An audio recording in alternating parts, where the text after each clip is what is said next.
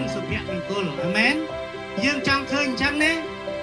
ខាងកូនស្រីចង់ឃើញកូនអញ្ចឹងណា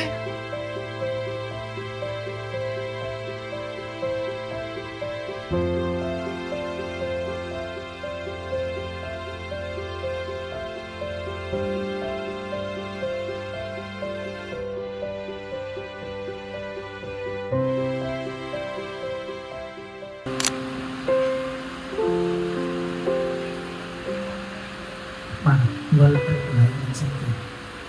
អូនបងសុំសេចក្ដីនៅចំពោះវត្តមានដល់ម្ចាស់លោកគ្រូសង្គមពុកម្ដាយទាំងសងខាងថាបងស្ម័គ្រចិត្តទទួលយកកូនយ៉ាងសុភាពទៅជាប្រពន្ធចាប់ពីពេលនេះតទៅ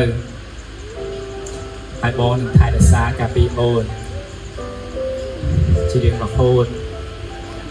ទោះបីជាជួបលំបាកទោះបីជាមានបញ្ហាមានរឿងក្រដ៏អាក្រក់ឈឺវិជាក៏បងបបមុនដែរតែមានអង្គម្ចាស់មកស្ដេចអូនជារៀងរហូតបងប្អូនសាទរ